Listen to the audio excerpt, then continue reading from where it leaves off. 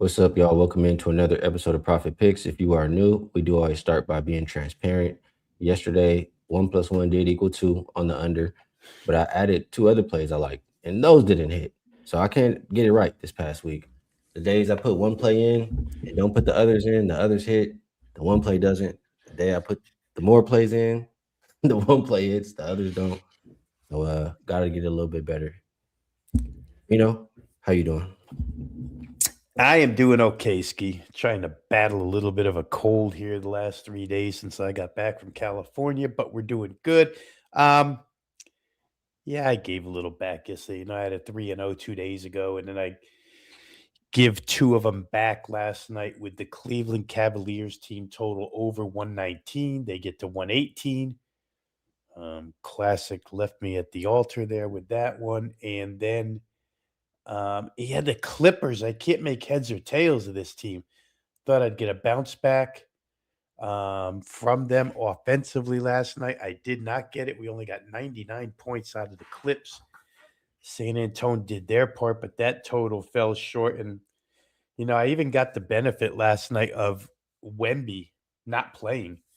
And I thought, man, Clippers can really score now. No Wemby in the middle, but Luke Cornett, a little too tough for the Clippers right now. So we didn't get there.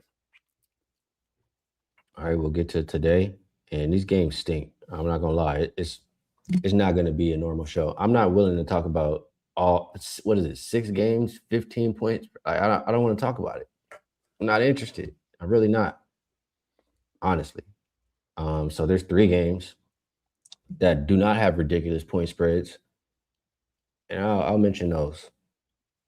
Minnesota and Philadelphia is one of them. It opened Philly -2, and it's up to 4.5 or 5. Total went up from 229 as high as 235 as well. For Philly, Embiid is probable, Broom is out, Ant is questionable, McDaniels is out. Timberwolves on a back-to-back. Sixers, first game home after a little bit of a road trip, only 3 games, and it is the first of a back-to-back for them. They play the Pistons tomorrow. The Sixers have looked good lately. They haven't been playing the best of competition, but they did beat the Hornets. I mean, one could say the Hornets' form isn't as great as it has been lately. But yeah, a lot of these wins they've been having are versus the bottom tier teams. For the Timberwolves, they've been playing some competition, at least. But the thing is, like the 2 games recently versus the Pistons, they didn't win. One of them that got blown out, beating the Mavericks team, beating the Rockets. They did beat the Celtics. So I guess I have to say the Timberwolves have played tougher competition. If you look at the standings, if the Sixers lose this game, they're in the play-in. I don't think the Timberwolves are in danger of falling in the play-in. So I can understand everybody from motivation, point of view, wanting to back the Sixers at home. I just I worry that the Timberwolves are a little bit better than some of the teams that the Sixers have been facing. So what do you think here, Vino? Sixers and Timberwolves. I got to read you this before I even start, Ski. This columnist who writes about betting gives us this opening line. He should be on the show with us. Here's his opening line.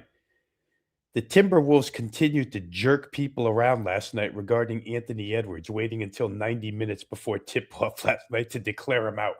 I mean, it's what you're up against every single night in these games. Now, I see this total jump from 229 all the way to 234 and a half, 235. Could be partially because of Embiid's presence. Embiid didn't play the other night. But it makes me think that Ant might go here. I've been trying to play these things the last 7 to 10 days according to the standings and what's meaningful and what isn't. And I think you laid it out the right way. It's very meaningful to Philly. I mean, you don't want to fall into the play-in. So motivationally, I would look their way. I think when they're at full capacity, they're a pretty good team. I mean, Paul George went nuts the other night in that game where they scored 153 points. But I don't know if they're better than Western Conference teams. There's always that East versus West thing that creeps in here. I don't know that I'm willing to lay it with Philadelphia. I would love to get to the total if, in fact, I knew Edwards was playing. Like I say, the jump in the total makes me believe that he will. I think Minnesota last night, Thank goodness you sent me that text to tone that game down against Detroit a little bit. They were going too good for a while. Then we had to shut them down. I think they could pick it back up against the Philly defense here. So my initial lean ski is toward the over. I haven't played it yet. I'd love to have Anthony Edwards in to go ahead and get this thing up and over. It's a back to back for Minnesota. Maybe the defense, after being pushed around by Detroit a little bit last night, comes up, a little lackadaisical. We'll see how it goes during the day, but that's my lean toward the total. Yeah, it's hard for me to look at that one or bet that one right now. The next one is Magic and Mavs, and open up 5.5 for the Magic. Looks like 6.5. Total up from 235 to 238.5. As far as injuries are concerned, you have Anthony Black and Jonathan Isaac out for the Magic. Franz Wagner looks like he's back for Dallas. Bagley's doubtful. Martin is doubtful. PJ Washington doubtful. I mean, maybe they just need Franz, like because the Magic team has been so inconsistent. They've been so bad since he's been out. It's been hard to back them in any situation. Now you have them still fourth and 6 nights versus a Mavericks team with 2 days off.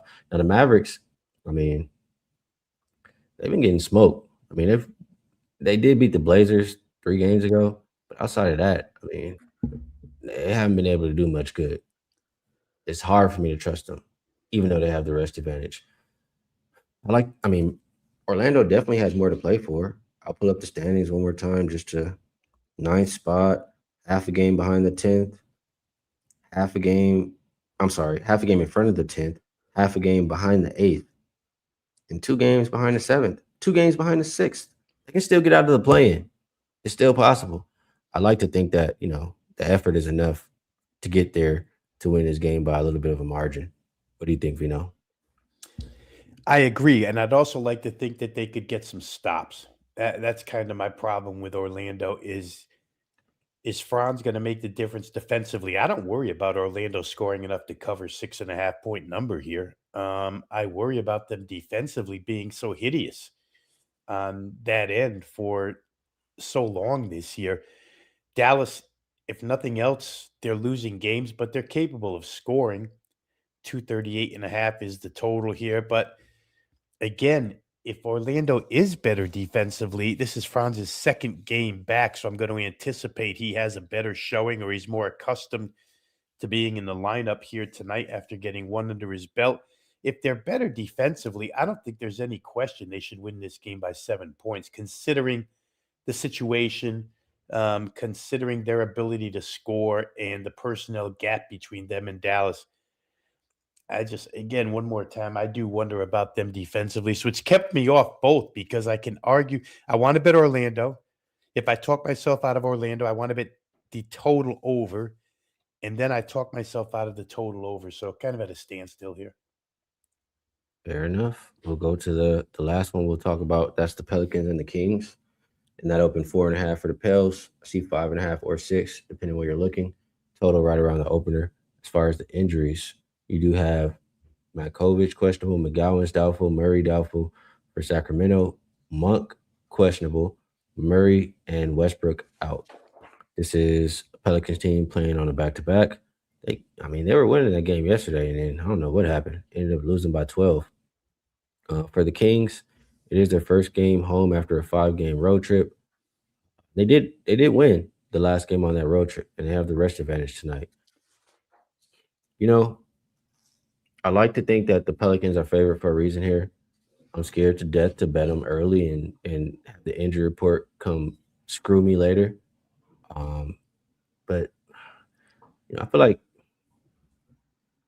like the Kings will be satisfied after that win. And we all know the first game back home is a flat spot. The Pelicans, they don't have anything to play for. But I still think they're the better team. So I do lean Pelicans. What say you, Vino? I like their offense in this one, Ski. You made the point about Sacramento first came back after the long road trip. Just not a good defensive team. And when Trey Murphy's involved, like he was last night, came back into the lineup. New Orleans has a lot of ways to score, especially against a defense like this. Their total this morning was 119.5. I think I like it at that spot. I think they can get into the 120s against Sacramento. They're off a game last night where second half, especially third quarter, kind of shut it down. But 41 second half points after a big first half. I don't know that they'll have that kind of lull here in this game against this defense. So for me, I think I would probably look toward New Orleans team total over 119 and a half. I just don't know that Sacramento, again, first game back off a long road trip and the fact that they don't play a heck of a lot of defense. Certainly not much deterrent at the rim. Zion should have a big game here. So I like New Orleans in their multiple ways to score. That will wrap it up, So shortest show, not a usual show, but I mean, this slate is disgusting. Like, what are we doing with all these double-digit spreads? Like, it's almost about that time to, let's just get to the playoffs. That's what it looks like with this slate. Right. All right, let's get to this stuff. We do have the same usual promos. Buy 3, get 3 days free. Comes out to 6 days for just $69. You'll get every play that, if you go Rob or I release. If you'd like to be involved for a year, you get the ultimate all-access pass for under $4 a day. If you were to get Rob Veno for a year, you'll receive a 25% bonus coupon that you can use on anything else, myself included. And we do have NBA plus the rest of the regular season free. Comes out to only less than $200, so $199, and that is about 2.5 months of basketball. We'll remind everybody, Veno. I mean, I know he profited last year in playoffs. Veno's always good in playoffs. Myself, I've been good too. Last 3 years, I know I'm plus 145 units in the playoffs. So this is the time, when everybody's gonna care. When 1 + 1 finally equals 2. So it's a good time to get involved. If you would like to, this is the best way to do it. Veno, I know this slate is disgusting.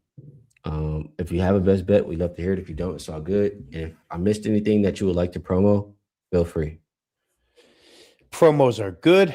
I'm just going to go to one of the disgusting games that we didn't talk about only because I played this game over the total. Toronto-Memphis number here is 233.5. Toronto's defense has sprung a leak as of late, giving up points all over the place, 119 plus in 4 of their last 5. Memphis certainly still capable of scoring points, even without Ty Jerome in this lineup. And certainly Toronto has scored better lately, and against this Memphis defense, which doesn't care. I thought the number was just a little bit light, Skee. That's why I played it. So I'm going to leave you with that as a best bet. Toronto, Memphis over 233.5. All right, good stuff from Veno. I will not leave a best bet for today. But yeah, we'll get back to it next week. Veno, I always appreciate you taking the time, to cap these games with me.